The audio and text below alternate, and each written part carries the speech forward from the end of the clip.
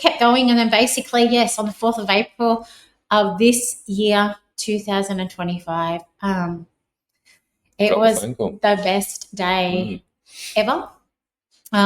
He wanted me to come in. He said, I want to talk to you. And I was like, what's happening? And he said, I'm not believing what I'm seeing.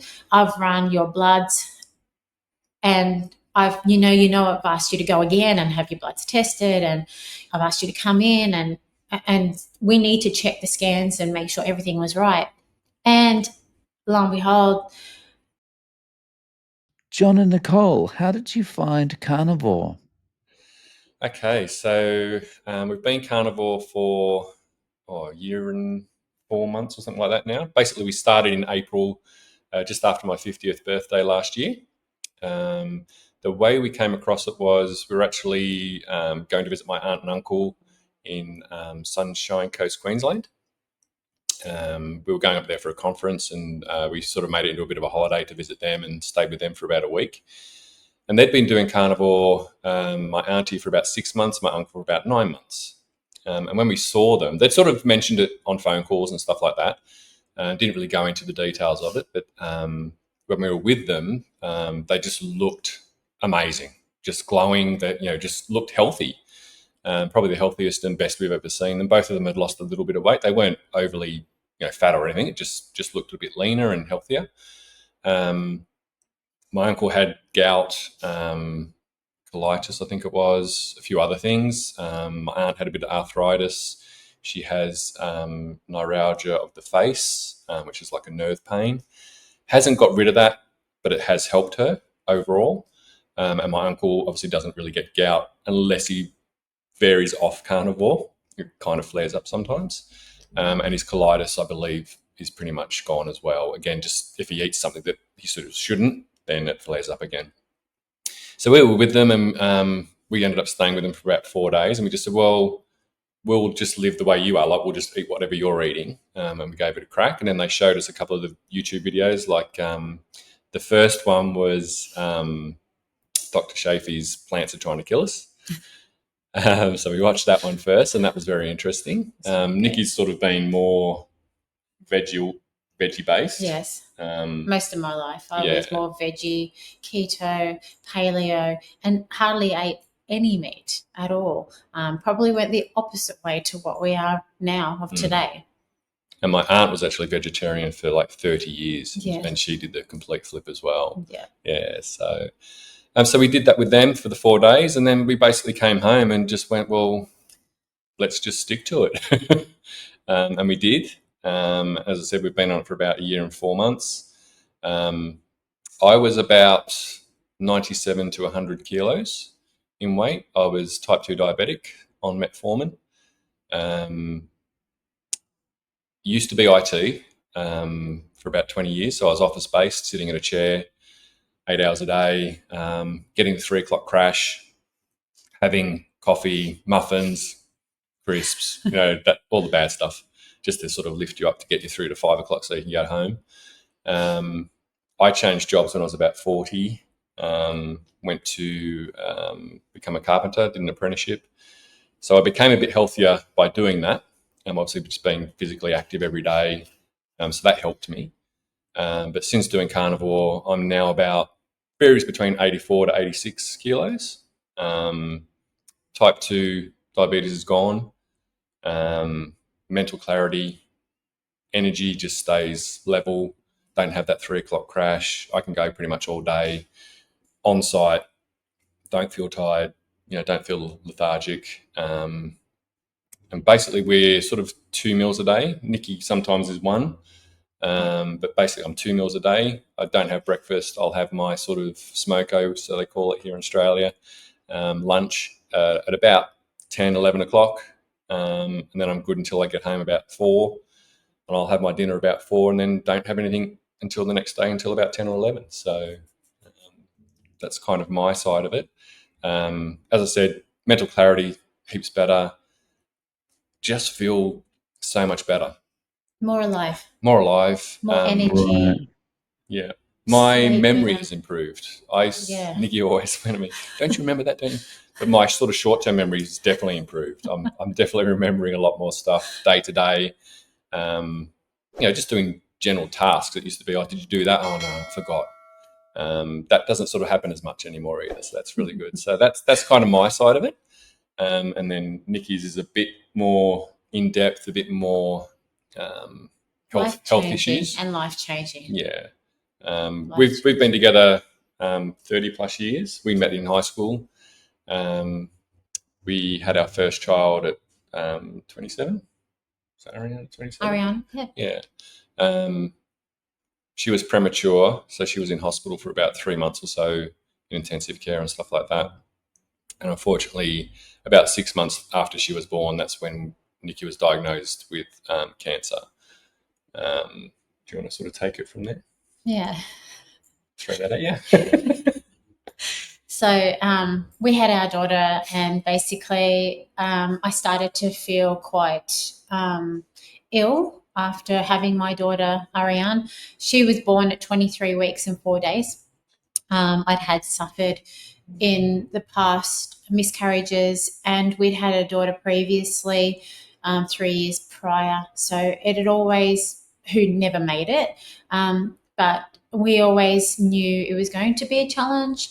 I was first diagnosed with cancer when I was 16, and it was operable. So I was very lucky. And then I had it again at 19. They found more cancer cells in my uterine area. Again, operable. So I was very lucky that way. But they did tell me that in the process of having the surgeries and being sick, that I wasn't able to have children or be able to hold carrying a child. So in my eyes, I'd always tried to accept those things, but I was very fortunate that when time went on and Jon and I did end up together, as we'd known each other from school. So, we've known each other since we were 13 years old. And then, we were fortunate enough to be blessed to be together. And then he's seen me through these days and dark times. But the thing is that we did fall pregnant, and it wasn't a success with our first daughter. And then I actually went on to not wanting to have children, where Jon did want to have children. And I thought, this is very selfish of me to make this decision for us. So we did look into things like that. And in the whole time, here I am eating vegetables, eating, nuts, and eating all the good things, and staying away from, too much meat and processed foods and all of those things. I'd always been a more solid, more, non-thin, not a thin girl. I've always been a shapely girl all my life. And so, to be still healthy and to acknowledge the fact that I was doing the best that I could for my body at the time to try and conceive properly and clean my body, you think you're on the right path. But that's not always the way. You don't always think you know everything. The one thing Carnivore has taught us with watching you and other people that are inspiring and to educate you to the point where, wait a second, I've been doing all of this wrong. I need fat. I need to give my body what it's needing. It's not going to, you're not going to get that from vegetables and nuts. And the more you learn about these things, they are toxic to the body. So, you get to a point where you've listened to doctors and you've listened to yourself in a vegetarian state or a paleo state or a keto state, and you're listening to everything, but it didn't help us at that time. Even with having lost our daughter, I went on still to have a surgery called a uterine reconstruction after having cancer. They made me a new uterus, basically out of my own tissue, and that way I could try to conceive. So I knew I'd had polycystic ovary syndrome. I knew I also had scar tissue of my uterus. So I thought, you know what? I've got nothing to lose. We've already been through a fair bit. Let's go for it. So we did. And after the surgery, I healed, I repaired, and I went on a green, clean, vegetable-based basically diet. I ate, everything I could that was healthy for me, as I thought I was doing. And then we conceived with our daughter, Ariane. So we were very blessed. 11 weeks into the pregnancy, though, I had started to already show symptoms of probably having a miscarriage, and went to hospital to see my doctor. And in that time, they basically hospitalized me, and they put a stitch in to prevent me from giving birth. And I was bedridden until my pregnancy of 23 weeks and 4 days. So she didn't want to basically stay. She wanted she out. was adamant. She was coming along, and there was nothing we could do.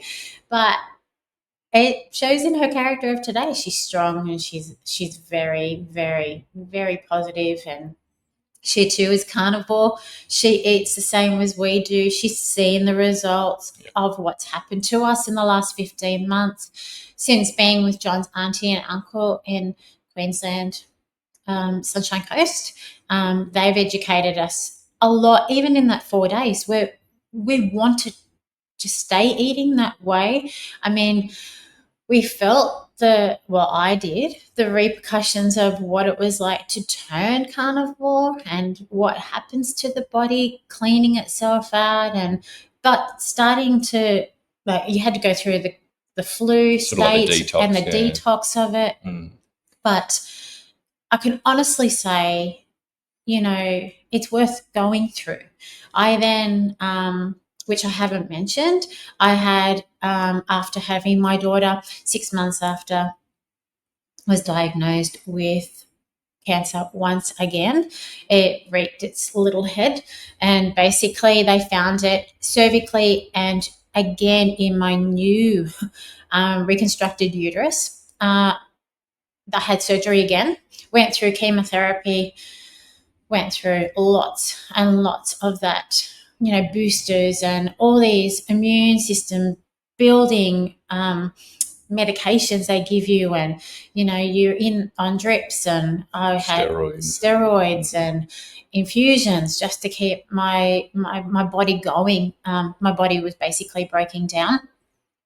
That was pretty traumatic, but we got through it, and then we were good. We knew we couldn't have any more children after that. I still had kept my uterus, even going through all of my surgeries, still hopeful, still thinking maybe, I'm in my mid-30s, I'm not old, I'm healthy, I'm eating vegetables, I'm doing everything right, following everything they've asked of me to do, listening to oncologists, listening to my doctors.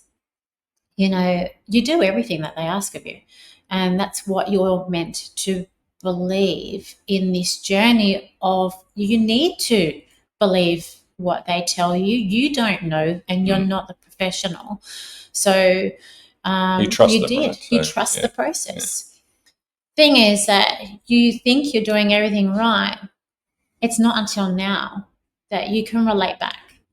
And so years went by. I was still never 100% clear. I always had cell activity in my bloodstream when they did testing. So I knew I was never going to – I was always hopeful I was going to get rid of this horrible disease. But it wasn't until I was then 40. It was the week before my 40th birthday, and I found out I was feeling quite off, really not good, really not who I should be within myself, and quite tired and lethargic, and I thought I'd better go to the doctors. And then I'd actually showed signs of heavy bleeding, and I just wasn't right. And they put me in and discovered I had ovarian cancer. It had spread through that uterine area. Basically, cell activity went crazy. Found out I had ovarian cancer. It had grown so big that it taken over my uterine area. I'd lost part of my bladder by that time. So it'd gone in and basically destroyed it. I'd ended up with a hysterectomy, lost my ovary, partial bladder, surgery to basically, rid itself in my body of not being there. Went through huge amounts of chemotherapy, sickness, just going through all of that. And in the process, I was working. I had my own business. I was a hairdresser for 36 years up until 2 years ago, this August. And basically I'd, given my life to making people feel good, making my family happy, and always, striving to just come out at the other end. But by 46, I'd found out that, yes, I'd gotten rid of the ovarian cancer. Yes, it was stage 3. It was quite aggressive. Had, again, as I was saying, surgeries and treatments and all of those things all over again, hair loss and, lethargic, and they're boosting you up on all these, steroids to keep you going, and the body was just toxic. It wasn't real. You didn't feel like you were even existing to a degree. Then I found out at 46, I'd had a secondary cancer come up on my spine and one behind my right eye. These two were both inoperable. It was sort of like, this is it. I'm done. I think it's secondaries. You don't want to hear this. It's going through the body. Between the ovarian cancer and then the one on my spine, I'd also had nodes removed in my body that had become toxic around my breast, and they had to take them. They basically had removed quite a few nodes, in those areas of the breast, and because it's sort of all related, preventative. Yeah. So yeah, it wasn't good.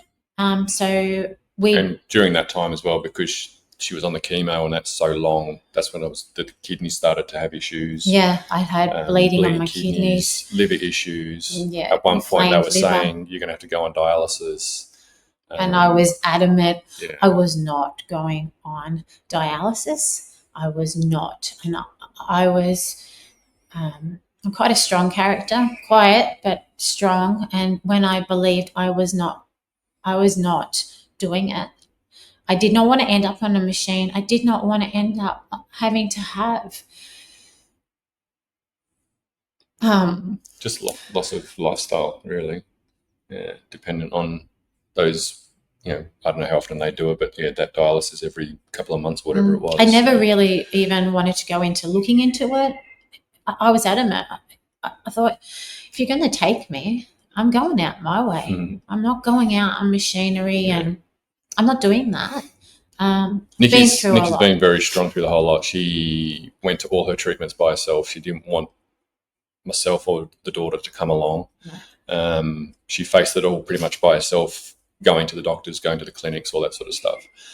And although that was hard, obviously seeing her go off and go, she's spending the day at the clinic getting chemo and stuff like that, and coming back and telling me the results, and you could see me sick and I was vomiting, but the doctors actually said it's probably better, because what ends up happening when you have support with you as the victim end up supporting the family, because they find it harder than you do, So her professor actually said, what you're doing, we're going to sort of try and ask a few other people in the clinic to do as well. I felt selfish at the time, but as a mother and a wife, and I have a really supportive, super supportive family. My mum, my two sisters, Jodie and Danielle, like their husbands, my mum's husband, my husband, Kurt and Dee, John's auntie and uncle, John's sister, like they are like my rocks. They are my loves, the love of my lives, all of these people. And I needed to keep them that way. I needed to keep them seeing me for me, not for the person that has cancer, not for the person that suffered, not for the person that's going through it, and not seeing all these people and then putting me in that group of people. I know I'm losing my hair and I'm going bald and I'm looking sick and I am one of those people.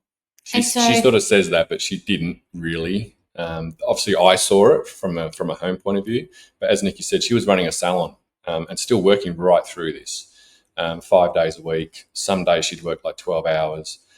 Basically, only a few of her sort of close clients knew, but generally the people that came in didn't know. No. And they wouldn't know looking at her. She might have a bad day and they go, "Are you okay?" But generally, they wouldn't have known she had cancer. Shave short haircuts were great. Yeah. They were the best thing ever.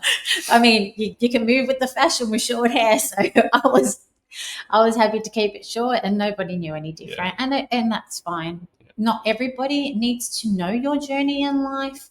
I believe it's about you and you should still be a person in this world to show courage, to show strength, to show love. And I kept that at home. Best thing I ever did.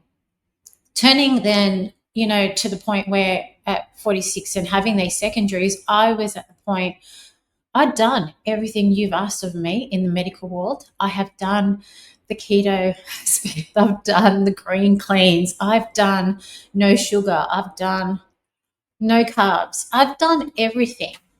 And then to hear you need to eat meat, I was like, wow, this is the complete and utter opposite to what I've ever heard and believed. And I thought, you know what? They look amazing. They look healthy. They are glowing. They are, in their late 50s, early 60s, and they look the best they've ever looked. And I remember getting out of the car and saying to our auntie, wow, you look fantastic. Yeah. I don't think I've ever seen you look so good. And oh, bless her, she's like, oh, thank you. And I'm like, no, like, I don't know. And by that time, I actually knew slightly that they'd slightly been doing carnivore, but not to the degree of what they were doing until we stayed with them. And then we're listening and we're watching Dr. Shafee and Dr. Ken Berry and listening to their story. And then we were watching your YouTube channel, and it was so inspiring. And I don't think we could ever thank Carnivore enough. You and, the team of people, Steak and Butter Girl, she's incredible. And listening to all these inspiring people through diet to prevent so many diseases and to change people's way of life was enough. And I just went, that's it. Do it, yeah. I've got nothing to lose. I'm going to walk around like this. I've lived 20 plus years. We've had heartache. We've had challenges. By that time, I could honestly say I was suffering a breakdown. I did suffer a nervous breakdown. It taken its toll with me, and I started to get quite depressed. To the point where it's not a good thing to talk about or place to be, but it was not a very good place. And I knew I had a beautiful child and the most incredible husband, so supportive. Through highs and lows, he's been there, and he's my rock. He's my world.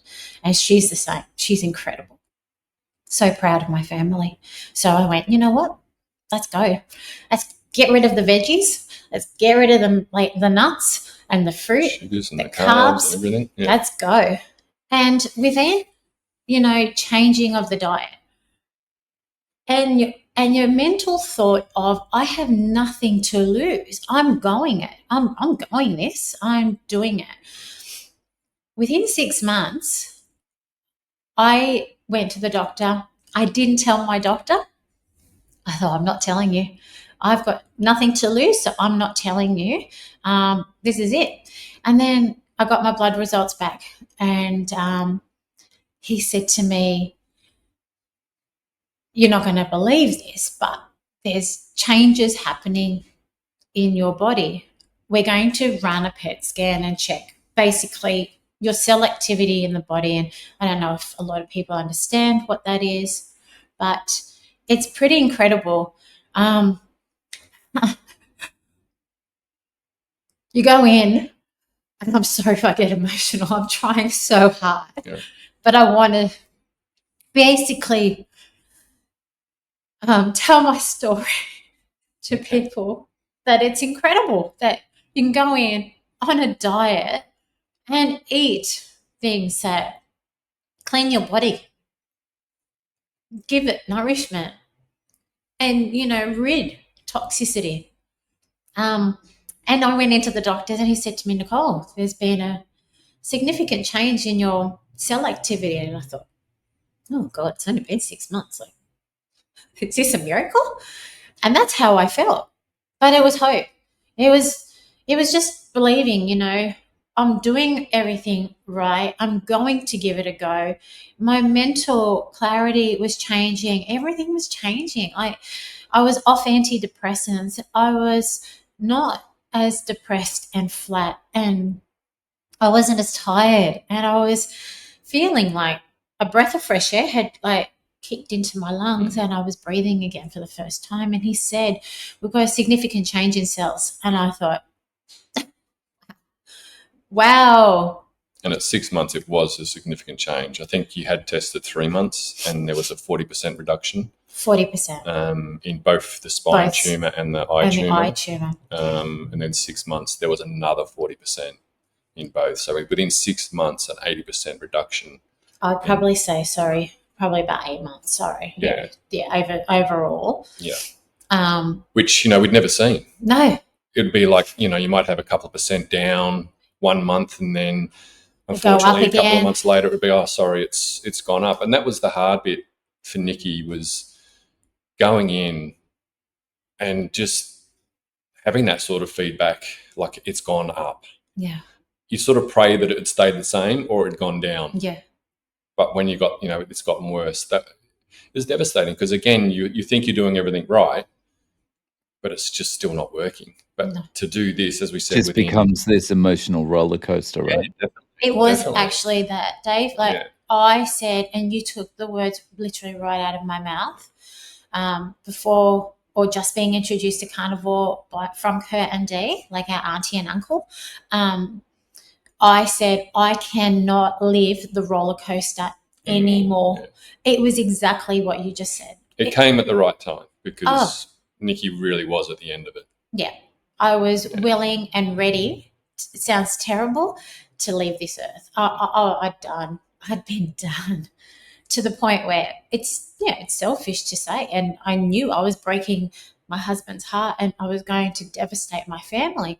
But I'd gotten to the point where I can't live like this anymore. It was painful. It was... You were sick all the time. Constantly sick. Always nauseous, vomiting, not being able to eat. If you did eat, you'd get rid of it. It was just, low blood pressure, passing out, to the point where you just didn't cope with just living. Living was hard. It wasn't about just the treatment and the cancer and the way it was deteriorating my body. It was just living. And I said no more. But to get these results, you felt like the roller coaster had ceased a little bit. It was literally, it wasn't doing the big hills and the big drops anymore. It was actually nice to be on the roller coaster. And I walked out, and I remember I rang Jon, and I said, I cannot believe I am going to scream to the mountaintops. I feel like I'm a new person. I feel like things are changing. And my doctor, my oncologist had said to me, "What are you doing?" And I said, "Well, I'm going to tell you, and you're not going to be happy. And it's okay. I'm fine with it. So you're just going to have to accept it." And the results speak for themselves. So, and he was absolutely flabbergasted. He was shocked that I said, "I'm not eating fruit. I'm not eating vegetables. I'm not eating carbohydrates. I'm not eating sugar. I'm happy to live on water, meat, eggs." And okay, I'm an occasional dairy eater. I tend to stay away from it because I just don't want. It actually made me feel quite ill, a little bit more than what John can tolerate it, and my daughter and our family. But I'm happy. I'm happy to have lamb loin chops with the fat on it, and give me boiled eggs. I'm fine. I'm fine. But we kept going, and then basically, yes, on the 4th of April of this year, 2025. It was the best day ever. He wanted me to come in. He said, "I want to talk to you." And I was like, "What's happening?" And he said, "I'm not believing what I'm seeing. I've run your bloods, and I've asked you to go again and have your bloods tested, and I've asked you to come in, and we need to check the scans and make sure everything was right." And lo and behold, my tumors had disappeared. On the 4th of April this year, it had disappeared. It was literally... That's amazing. Yeah. It was, I can't even explain the feeling. Life-changing.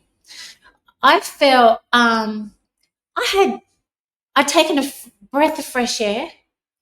It was my wedding day, the day I gave birth to my daughter. It was life, basically all over again. I felt sort of reborn, to the point where he said to me, "I've never seen change in someone's body like this." He said, "I know you've lost a lot of weight. I know you're not carrying, bad fat cells within the body around your liver, and like your kidneys have got scar tissue, but they're healthy. They're clean." He said, "You've got, past tense showing, but you're healthy. Everything was functioning. Your liver's got there's no fat of the liver happening." He said to me, I had my heart test checked. You've got to go and have everything checked. And it was lovely to hear, so good to hear. Your heart is of a 36-year-old. Now, I'm 51 now, and I think to myself, well, I'm happy. Who says that you need to see a cardiologist and they tell you, "Oh my goodness, you got to watch your cholesterols"? My cholesterol level is fine. I have eaten now like this for 15 months. To be a new person, I thank God. I thank Carnivore. Yeah. I thank probably Kurt and Dee so much. Yeah. It's amazing. Congratulations. It's that I'm I'm just trying to imagine your oncologist going, "This makes no sense. This makes no sense." Yeah, he's now turned Dave himself. He had an autoimmune disease himself. And he was quite sick, to the point. And I've been with this man in my life, since I was young. He's been there from the time before I got married, right through to getting married, having my daughter, and he's seen me through the journey. And I've seen him diminish as well. And he said to me, "Nicole, you're inspiring. I can't do this. I can't live by a medical book and say that this is the right way. I've watched you go through so much." Like, we got to the point where when I found out about the ovarian cancer, we got word 18 months after that things weren't good, and we needed to make sure that everything was in place, and my life was not going to stay due to the cancer. And that was like, I said to them, "Well, I'll do everything, whatever you want again." So he's seen me go through, losing all the weight, putting all the weight on from fake medication. They Steroids, bloat you up with steroids, and not being healthy, and muscle deterioration, and not being able to get out of bed, and you just lose yourself. But he saw this, and he's seen the journey, and so he's now, which makes me feel like I've helped somebody else in this world with his autoimmune disease, and he's now 80% carnivore and 20% keto, and he's on his way to becoming a carnivore. And he said to me, this is our secret. He said, I'm a doctor, and we're taught not to live by dietary, but he said, I can't ignore you. Yeah. And that really made me feel, because I turned around and said to him, I'm not doing this anymore. I'm not. If you want me to keep going through surgeries and going through chemotherapy and going through all of this, I'm not doing it. And he was like, but you have to. I said, who said I have to? We kind of made a decision that it was like, we're not doing the chemo anymore. No. If what happens after that sort of thing. Yeah. But as we said, it's just fortunate that we went and saw my aunt and uncle and went on to carnivore, and this has happened. And what strikes me, that story there about your oncologist, is I feel like one of the benefits is his hands might be tied by the medical profession, right? But that there's nothing to stop him having off the record conversations with his patients from time to time. Yeah. And that conversation did come up a lot, especially now in the last 3 or 4 months. Like, we've been talking, and I have my bloods done regularly. And he said, if you don't hear from me, you just keep living. And I had my bloods done just before we came away. We decided to come away at the spare of the moment, celebrate being 50 last year, because this year we both turned 51. We're only 4 weeks apart. Got the news, and we just went, you know what? Blow it. We're going away. We're going to celebrate. We're going to sun. We're going to go and have some quality life together. Like, we just wanted to live and just enjoy each other, just to breathe. And we've been talking, about our life, and this has been a great thing. And that's why, talking to you on our holiday, it's a highlight. It's wonderful to be able to share the carnivore way with people. And if it means talking to people through a YouTube channel, which we're very grateful for, because we follow you, Dave, and we listen to people's stories, and we find they are very inspiring, and it gives you hope, to go, there's this man who's listening to people's stories and telling the world about carnivore. Yeah. Now, I never thought 15 months ago I'd be sitting here. Never. Obviously, the family have seen, like we said, our daughter's doing it with us. She's, basically 90% carnivore as well. Nikki's mum, that's a whole nother story. She's got lupus. She's got fibromyalgia. But she's giving it a good crack, and her and her husband, again, are about 90%. And they've seen some big benefits. Again, the weight loss is, that's a side benefit, but both of them have lost weight. Yeah. Nikki's mum suffers a lot of pain. She's got inflammation. She has scoliosis of the spine. So a lot of back pain, all that sort of stuff. And it's not gone, and obviously it's not going to fix the spine and stuff like that, but just her day-to-day living comfort is better. The inflammation is fantastic. Yeah. And my sister, she sees the benefits. One of my sisters, she sees the benefits, bless her, and she's trying to go carnivore. Yeah. She wants to be healthy. Yeah. And she's seen some benefits already as well. Yeah, she has. Yeah. And that's the thing. My family is one of many who have a story like this. But people are scared. They don't trust. Well, it's been a long time of the wrong information, right? As you know, with cholesterol, with not eating red meat, all that sort of stuff. So I try telling my mum and dad, who live in Spain, actually. Dad's got quite a few health issues. Mum's not too bad, but just arthritis and things like that. And I sort of told her, obviously, about Nikki's results, and they were amazed. But my mum's like, oh, but what about cholesterol? And just the usual, the usual throwbacks that they say, you can't have that much. It's fat. And I just said, Mum, you just got to watch these videos, please. Just give it, as we always say in the community, just give it a go. Like, what have you got to lose? So I think they've changed their diet a little bit. They've gone more meat based, but I still don't think my mum quite gets it, because she was through that era of low fat, all that sort of stuff. So yeah, I think it's slowly as well, because the indoctrination or the education about low fat was so intense for so long that it's baby steps for some people, because you've really got to undo decades of education, right? And women fear it because we're conscious and cautious about putting on weight and losing weight, and you feel good and then you put on weight, and it's this yo-yo that people don't quite understand. When you're a female and you have issues with weight, you do everything they tell you to do that will prevent you from putting on weight, but it's not about the weight, it's about the health benefits. And with this, you do get health benefits, probably the most important thing, but you also do get the weight loss. I mean, I've lost 36 kilos just by being carnivore, and I feel the healthiest I've probably ever felt, even in my 20s. And I know how I feel. I'm never, ever changing away from carnivore. And the thing is, like, being carnivore is probably one of the first times in your life, because it certainly has been for me, that you've never thought about, maybe that's a bit too much food. Maybe I should stop now. You don't have to worry about that, right?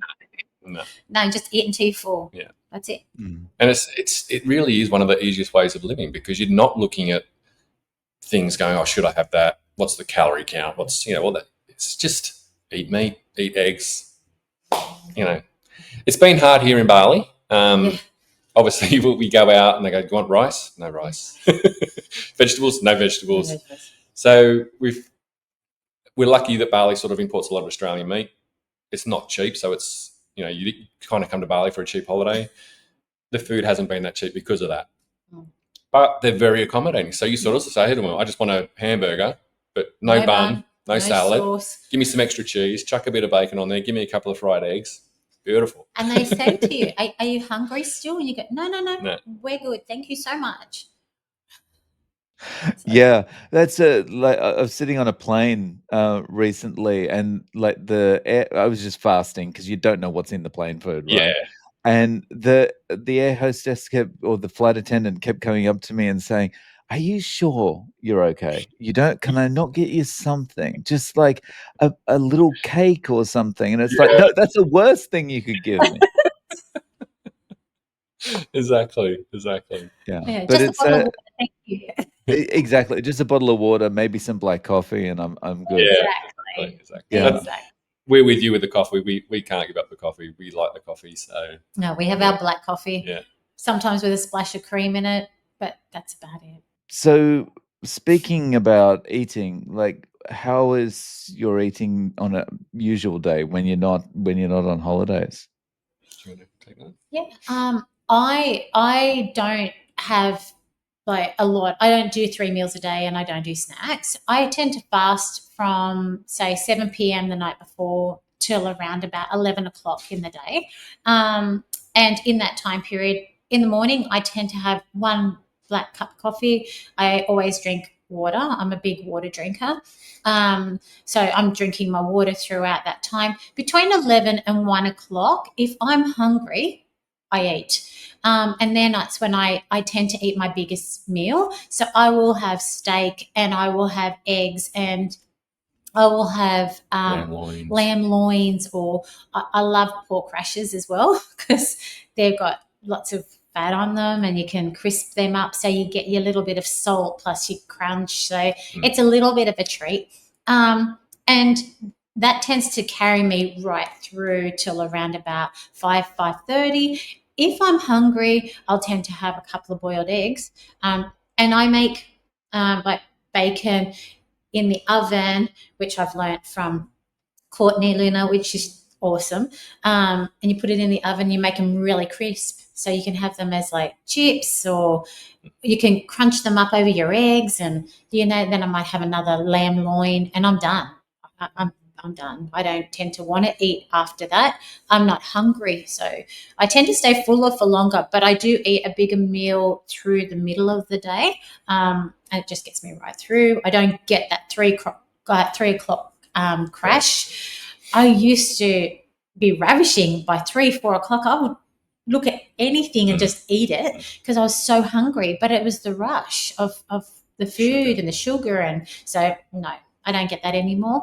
And that's basically me every day. So I'm pretty boring, but I'm content and I'm super happy. So I was the same. I used to be 4 or 5 Weet-Bix in the morning, about 6 o'clock in the morning before I go to work. I'd be on site. I'd basically start getting hungry by about 8 or 9 o'clock. I'd have to sort of push it to get a little bit further. I can't have lunch at 10 o'clock. So then I'd have lunch, and then I'd get home at 3 o'clock, 4 o'clock, eat again, and then I'd have dinner at 8 again. So I was having 4 to 5 meals a day before Carnivore. But now I'm the same. I basically don't have breakfast. I'll have a coffee in the morning before I go. I'll get to work. I'll have either like chicken drumsticks, lamb loins, steak, eggs. Nikki's really good. She makes these beautiful egg muffins in a muffin tray. So it's just whipped up eggs. She might throw some blue cheese or bacon or ham, something like that in there. So we've got these beautiful, egg muffins. So I'll take maybe 2 or 3 of those as well. That's my lunch about, as I said, about 11 o'clock, maybe 10, 11 o'clock. And then I'll get home 3, 4 o'clock. Probably about 4:35, I'll eat again, and that'll be more like a steak. Again, more eggs, bacon, that sort of thing. a little bit And of then, cheese. yeah, maybe a bit of cheese. I'm a bit of a sucker for the cheese. I was having sort of yogurt most nights, but since we've been away, I've stopped that, so I'm not going to go back to that. But yeah, just sort of steak and eggs in the evening, and again, that would take me through again to the next day. So Yeah. you just don't feel hungry. You eat till you're full, and then that's it. And that's the best thing. It's that, like, this is something I'd never experienced in my life until I went carnivore. Was in the evening, after I'd eaten everything that I was going to eat that day, sitting there and noticing, like, I wasn't thinking about food at all. I was actually enjoying watching something on TV or reading a book or doing some work or whatever it was, without going, well, am I going to have some kind of little snack before I go to bed? Or, it's just so nice. Yeah. It is. It's so nice. That's another thing. I don't know what it is, but like you said, you sort of, before Carnivore, I used to get home, sit down, and you just watch TV and kind of veg out. I kind of find it hard now to veg out. I watch a lot of, although we know Carnivore pretty much back to front now, I still love watching Dr. Shafee, Ken Berry, Sean Baker, yourself. I get home and I watch. Yeah. And I find the same. I'm looking at different just recipes learning, and learning. You're Just learning, keep learning, and you don't stop though. You actually don't stop learning. So, but even outside of that, I've started watching watchmaking, restoration, and stuff like that. So that's kind of a hobby I'm going to take up. But it's just the brain just sort of keeps want to keep learning, and that's kind of refired. It's funny. Didn't expect that. That's fantastic. Mm. Yeah. The thing I've found as well with the watching, like, especially when you're watching the doctors, it's like having this new education. You didn't study medicine or anything like that at school, but that now suddenly you feel like you know all this stuff. So someone says to you, "Don't you need fiber?" And you're just like, "Okay, let's." Here we go. I've got all the information. Brace yourself. Yeah, that's exactly. it. Yeah. How long have you got? Yeah. Yeah, and that's a big one, I think, Dave, too, because a lot of people say, "Oh, then you must suffer terrible tummy aches," and I'm like, no. But why? And you think because you're getting everything you need in the steak, in the meat, You know, when you follow the real carnivore way and you put butter on it and you use tallow on your skin and you're using all these things that are good for you, it speaks for itself. Yeah. You don't need to. I've had people say to me, wait a second, like, how is it you can eat that, but you look like that? And I said, I don't need a bowl of cereal. I don't need a salad. I don't need that. And, you know, if you really research what you're eating, you don't want to put it in your mouth. So that's the big one for me. Yeah. I think people need to stop, really stop, and look at what is in that product before they put it in their mouth, thinking I was doing the right thing, thinking I am eating my greens, I'm eating all of these vegetables that are going to keep my body rejuvenated. No, I was wrong. Yeah. And, you know, we don't deviate much, but occasionally you think, oh, I just feel like that, and you give it a go. But the next day you just go, why is that hurting again? You know, it's just weird. So you just go, well, I'm not going to do that again. Yeah. You know, so. Yeah, that's the thing. The fact that pain comes back so quickly Yes. is, it's good because it's like this guardrail that's always there, right? Yes, Yeah. yes, and that's a big one. Actually, I should have mentioned, like, I've got a lot of deterioration that's happened in my body from all the treatment. So that's what happens. It eats away at your body. It's not just killing off cancer. It's not. It's actually killing off good cells. That takes a lot to come back and rejuvenate. And I mean, when you feel the repercussions of what treatments do to you, it's terrible. Now, I've got a terrible hip. Like, my left hip is really, really, you know, it's suffered a lot from this. But being on Carnivore, it doesn't affect me half as much as what I had suffered before. I was on painkillers all the time. So I can move, walk. I'm a very active person. So now I can lift and take off and I'm fine. Yeah, it may still ache every now and then if I've done a big day of walking and being super active, but that's a normal feeling. That's a normal tired feeling. I know that I'm not going to have a hip replacement that they want me to have. I am going to wait. I've only been Carnivore 15 months, but can honestly say I'm only on my way to getting only better within my body and healthier. As Nikki, she's done a lot, you know, as they've been advised. But Nikki also did a lot of gym training and all that sort of stuff. For probably about a 2-year stint, she was doing gym. She did Tough Mudder, which is a thing here in Australia where you do a course and all that sort of stuff. She worked with Commando Steve. I don't know if you've heard of him. He pretty famous here as well, but he had a routine, and you go to boot camp with him and do 4 days of basically army training. Really, it was pretty intense. And that was in between, like, my did all that, but the body didn't change. No. But Nikki's done this way of life for the 15 months, and her completely different shape. Her body has completely changed. And I don't go to the gym. We both don't go to the gym. Yeah. That's one of the first things I noticed was like the change in the body, that I was like, it looks like I'm going to the gym, but I'm not. This is something's odd's going on. Yeah, just the body composition is amazing. I saw a friend that I hadn't seen for about a year and a half, and I'd only been on Carnivore for about 6 or 7 months. He said, geez, you look good. You've been working out. I said, no, just lifestyle. So it's amazing. Yeah. So someone comes to you and says, all right, I want to start Carnivore. What would be each of your top tip that you would give them for starting Carnivore? With me, I'm more like you, Dave. I'm a abstainer. I can't sort of moderate. So for me, when I did it, I just went, mind switch. That's poison. I don't want it. That's it. So for me, obviously some people can't do the cold turkey. Again, I would just say to them, please do a minimum of the 30 days. But if you can do the 90, that's the way to do it, because then you are sort of resetting the body. And then if you want to bring stuff back in, do it, but just listen to your body, because you will notice that, oh, hang on, I've been, good for the last 30 days. Say you've been doing it for 90. The last 30 days, I'm feeling really good. Haven't got these pains. You have the lettuce, the cucumber, whatever it is you want. And you go, oh, hang on. What's that? Why does that come back? So give it a good go is all I could say. Yeah. You? Me, I would probably say to people, don't be a skeptic.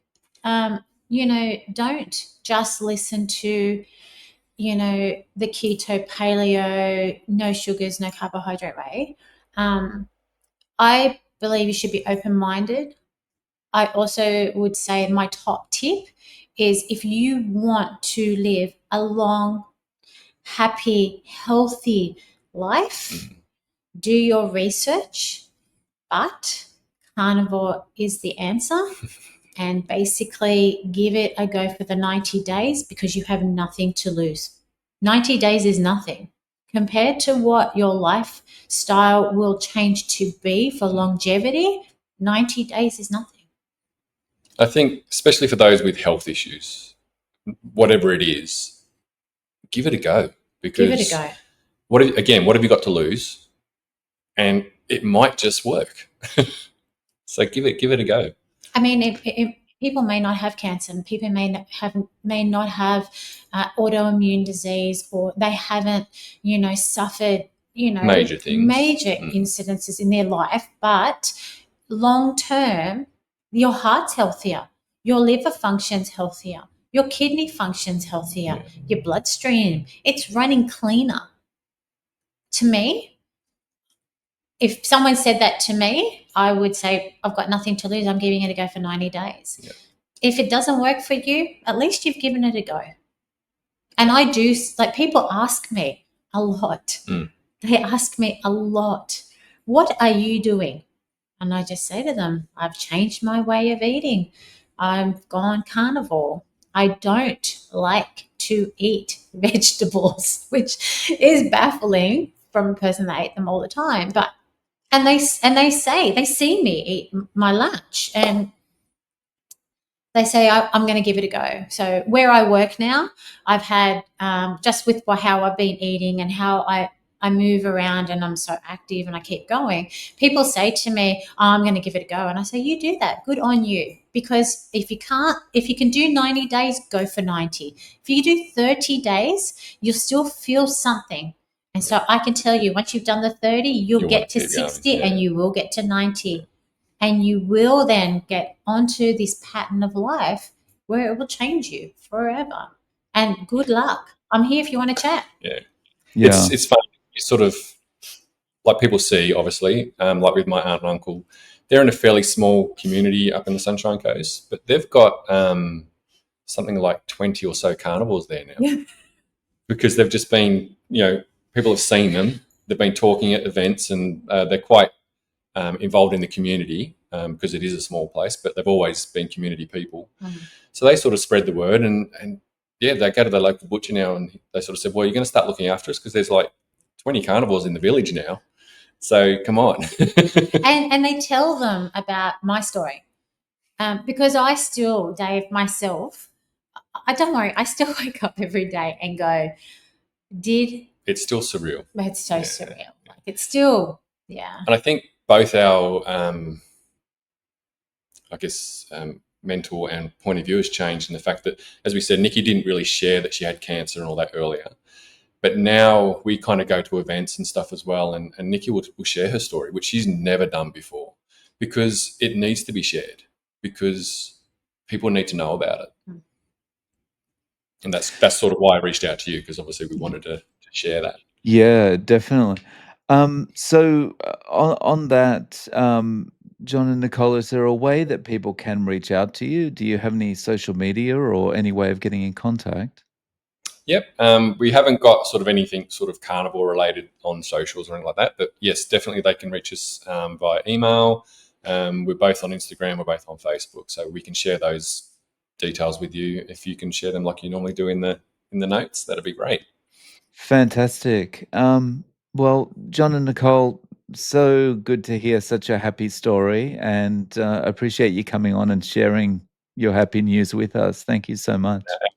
And Thank you. a real honour to be with you, Dave. Thank you. We really appreciate it. Grateful. Thank you so much, Dave. Like, your channel's inspiring, you know. Thank you for having us. It's good to be part of the carnivore community.